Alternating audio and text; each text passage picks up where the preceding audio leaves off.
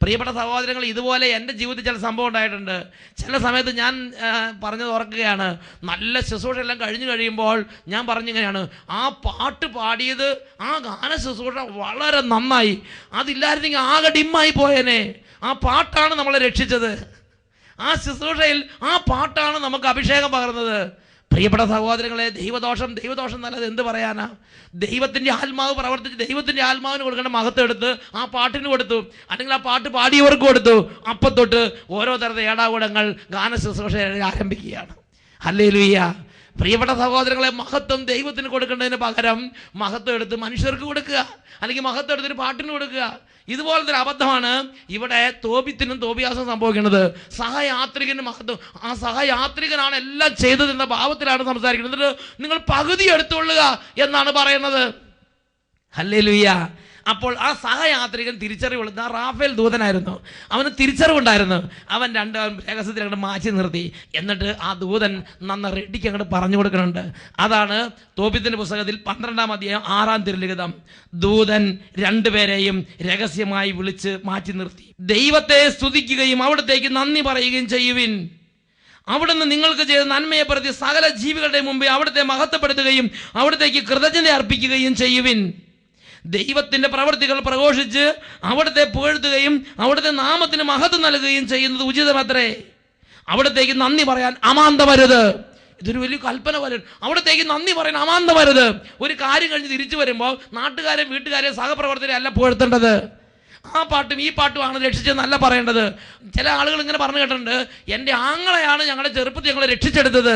പൊട്ടത്തെറ്റ്. ആങ്ങളെയല്ല, ദൈവമാണ് രക്ഷിച്ചെടുത്തത്. അല്ലെങ്കിൽ ആ കുടുംബമാണ് ഞങ്ങളെ നോക്കി പരിപാലിച്ചത്. പൊട്ടത്തെറ്റ്. ആ കുടുംബമല്ല, ദൈവമാണ് നോക്കി പരിപാലിച്ചത്. ദൈവത്തിന്റെ കയ്യിൽ ഒരു ചെറിയ ഉപകരണമായി അവർ പ്രവർത്തിച്ചു എന്ന് മാത്രം. പ്രിയപ്പെട്ട സഹോദരങ്ങൾ, ദൈവത്തിന് കൊടുക്കേണ്ട മഹത്വം എടുത്തിട്ട് ആ കുടുംബത്തിന്, ഈ കുടുംബത്തിന് കൊടുക്കരുത്.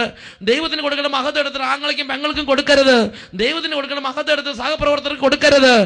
ദൈവത്തിന്, അതാണ് ദൂതൻ പറയണത്, നിങ്ങൾ ദൈവത്തിന്റെ പ്രവർത്തികൾ പ്രഘോഷിച്ച് മഹത്വം ദൈവത്തിന് കൊടുക്കുവീൻ. ഹല്ലേലൂയ. ദൈവ തിരുനാമത്തിന് മഹത്വം അർപ്പിക്കാൻ വേണ്ടിയാണ് നമ്മുടെ ജീവിതത്തിൽ ഞാനും നിങ്ങളും എപ്പോഴും ഉത്സാഹിക്കേണ്ടത്. ഒരു കാര്യം തുടങ്ങുമ്പോഴും ഒരു കാര്യം അവസാനിക്കുമ്പോഴും ഒരു കാര്യം നടന്നുകൊണ്ടിരിക്കുമ്പോഴും ദൈവ തിരുനാമത്തിന് മഹത്വം കൊടുക്കണം. ഇത് ദൈവത്തിന്റെ വചനത്തിലൂടെ ദൈവമക്കളെ പഠിപ്പിക്കുകയാണ്. ഉടനെ ഇത് ദൈവദൂതനാണ്, റാഫേൽ മാലാഖയാണ് എന്ന് തിരിച്ചറിഞ്ഞപ്പോൾ ആ മാലാഖയുടെ കാൽക്കലേക്ക് ഇവരങ്ങോട്ട് വീണു. അപ്പോൾ തോബിത്തിന്റെ പുസ്തകം 12-ാം അധ്യായം 16 മുതൽ 20 വരെയുള്ള വാക്യങ്ങൾ, ദൈവത്തിന്റെ ദൂതൻ എന്താ അവരോട് ആവർത്തിച്ച് പറയണത്? നിങ്ങൾ എൻ്റെ കാൽക്ക് വീണിട്ട് കാര്യമില്ല, നിങ്ങൾ എന്നെ മഹത്വപ്പെടുത്തിയിട്ട് കാര്യമില്ല. നിങ്ങൾ എന്നേക്കും ദൈവത്തെ സ്തുതിക്കുവിൻ, നിങ്ങൾ എന്നേക്കും ദൈവത്തിന് മഹത്വം കൊടുക്കുവിൻ, നിങ്ങൾ എന്നേക്കും ദൈവത്തിന് കൃതജ്ഞത ആവർത്തിച്ച് ദൈവത്തെ മഹത്വപ്പെടുത്തുക, ദൈവത്തെ നന്ദി പ്രകാശിപ്പിക്കുക, ദൈവത്തിന് കൃതജ്ഞത അർപ്പിക്കുക. ഇത് തന്നെ ആവർത്തിച്ച് പറഞ്ഞുകൊണ്ടിരിക്കുകയാണ്. കൊളോസോസ് ലേഖനത്തിൽ 3-ാം അധ്യായത്തിൽ 17-ാം തിരുലിഖിതത്തിൽ പൗലോസ് അപ്പോസ്തലൻ പരിശുദ്ധാത്മാവ് പഠിപ്പിക്കുകയാണ്, ആകയാൽ വാക്കാലോ പ്രവൃത്തിയാലോ നിങ്ങൾ എന്ത് തന്നെ ചെയ്താലും അതെല്ലാം നമ്മുടെ കർത്താവായ യേശുക്രിസ്തു വഴി പിതാവായ ദൈവത്തിന് കൃതജ്ഞത അർപ്പിച്ചുകൊണ്ട് അവന്റെ നാമത്തിൽ ചെയ്യണം. അപ്പൊ എല്ലാ കാര്യത്തിനും കൃതജ്ഞത അർപ്പിക്കണമെന്നാണ് അപ്പോസ്തലരുടെ പരിശുദ്ധാത്മാവ് പഠിപ്പിക്കുന്നത്. ഹല്ലേലൂയ. യേശുവേ സ്തോത്രം, യേശുവേ നന്ദി. ഈ നിമിഷങ്ങളിൽ നമുക്ക് എഴുന്നേറ്റ് നിൽക്കാം. പ്രിയപ്പെട്ട ദൈവമക്കളെ, ദൈവത്തിന് മഹത്വം കൊടുക്കണം. എല്ലാ കാര്യത്തോടും ദൈവത്തെ മഹത്വപ്പെടുത്തണം, ദൈവത്തെ ആരാധിക്കണം. ദൈവ തിരുനാമത്തിന് മഹത്വം കൊടുക്കുന്ന ഒരു ജീവിതത്തിന്റെ അഭിഷേകം എനിക്ക് നിങ്ങൾക്ക് വേണം. ഒരു അഭിഷേകം നിറയട്ടെ. Hallelujah, hallelujah. കരങ്ങൾ ഉയർത്തി സ്തുതിക്കട്ടെ. മഹത്വം ദൈവത്തിന്, പുകഴ്ച ദൈവത്തിന്, ആരാധന ദൈവത്തിന്, മഹത്വം ദൈവത്തിന്. Glory, glory. സ്തുതികൾക്ക് യോഗ്യനവൻ. Power, power. അത്ഭുതങ്ങൾ ചെയ്യുന്ന, അടയാളങ്ങൾ നൽകുന്ന യേശുനാഥന്. Power, power. മഹത്വം ദൈവത്തിന്. സ്തുതികൾക്ക് യോഗ്യനവൻ. മഹത്വത്തിന്റെ രാജാവേ. അത്ഭുതങ്ങൾ ചെയ്യുന്ന, അടയാളങ്ങൾ നൽകുന്ന യേശുനാഥന്. ഹല്ലേലൂയ പാടിടാം യേശുവേ എന്നും. കുടുംബം ഒന്നിച്ച് ഹല്ലേലൂയ പാടിടാം വാഴ്ത്തിടാം യേശുവേ. സമൂഹം ഒന്നിച്ച് ഹല്ലേലൂയ പാടിടാം വാഴ്ത്തിടാം യേശുവേ എന്നും. സ്തുതികൾക്ക് യോഗ്യനവൻ. എല്ലാ മഹത്വവും യേശുവിന്. സ്തുതികൾക്ക് യോഗ്യനവൻ. എല്ലാ മഹത്വവും യേശുവിന്.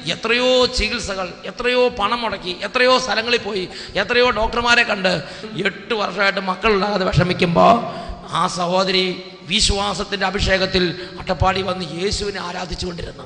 Price the lord. 9 ആദ്യമില്ല യേശുവിനെ ആരാധിച്ചു. അവരുടെ ആ കണ്ണുനീരിൽ ദൈവത്തിൻ്റെ അത്ഭുതകരമായ ഇടപെടലുണ്ടായി. ഇന്ന് സകുടുംബം കുഞ്ഞുമായി വന്ന് ദൈവത്തെ അവർ ആരാധിച്ച് മഹത്വപ്പെടുത്തുകയാണ്. മഹത്വം യേശുവിന്. കൈകളടിച്ച് പാടാം.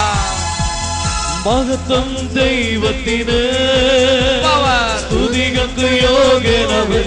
കരങ്ങൾ ഉയർത്തിയടിച്ച് അത്ഭുതങ്ങൾ ചെയ്യുന്ന, അടയാളങ്ങൾ നൽകുന്ന യേശുനാഥന്. മഹത്വം ദൈവത്തിന്, സ്തുതികൾക്ക് യോഗ്യനവൻ. അത്ഭുതങ്ങൾ ചെയ്യുന്ന, അടയാളങ്ങൾ നൽകുന്ന യേശുനാഥന്.